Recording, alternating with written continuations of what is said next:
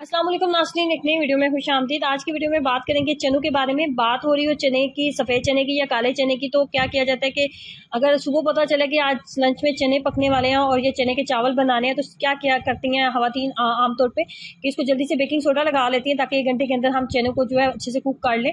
तो कभी भी चनों को बेकिंग सोडे के साथ ना बनाएं। बेकिंग सोडा क्या करता है कि चनों को ना सिर्फ ओवर कुक कर देता है बल्कि इसके जो ओरिजिनल टेस्ट होता है उसको भी खराब कर देता है। तो आज जब भी आपने चने पकाने वाले हैं तो 1 घंटा पहले बेकिंग सोडा आपने नहीं लगा के रखना। आपने क्या करना है कि आपने एक प्याली चने लिए हैं, जितनी भी मिकदार में आप बनाना चाह रही हैं, सफ़ेद या काले चने।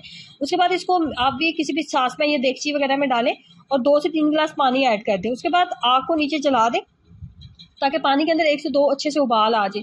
जब आपको लगे कि पानी के अंदर 1 से 2 अच्छे से उबाल आ गया, तो उसके बाद आपने इसको ढक्कन के साथ कवर करना है और इसको 1 घंटे के लिए छोड़ देना है। 1 घंटे के बाद आप चावल बना रहे हैं, चनों की बिरयानी बना रहे हैं या पुलाव बना रहे हैं, आप कुछ भी बना रहे हैं, तो चना आपका ना तो ओवर कुक होगा, ना ही इसके टेस्ट में कोई फ़र्क आएगा और बिल्कुल चना इसी तरह पकेगा जैसे कि चना नरम होता है और खाने में आपको टेस्टी लगेगा। तो चने को पकाने से पहले और उसको अगर इस तरीके से भिगो दिया जाए गर्म पानी के अंदर, तो वो बिल्कुल उसी तरह काम करता है जैसे बेकिंग सोडा काम करता है। लेकिन बेकिंग सोडा जो होता है वो चने के ना सिर्फ टेस्ट को खराब करता है बल्कि उसकी शक्ल को भी खराब कर देता है। स्पेशली अगर आप चने की बिरयानी या फिर पुलाव बना रहे हैं तो कभी भी बेकिंग सोडे वाली गलती ना करें।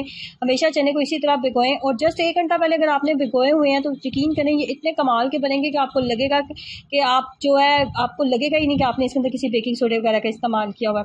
तो गर्म पानी जो है ये बेहतरीन काम करता है। दाल आपने बनानी है, चने बनाने हैं, हमेशा इसी तरीके से आप भिगो के कुछ टाइम के लिए रख दें तो बेहतरीन पक जाएगी। ट्राई कीजिएगा, मेरी इस टिप को अपना एक्सपीरियंस जरूर शेयर करें। वीडियो को लाइक करना और चैनल को सब्सक्राइब करना मत भूलें। अल्लाह हाफिज़।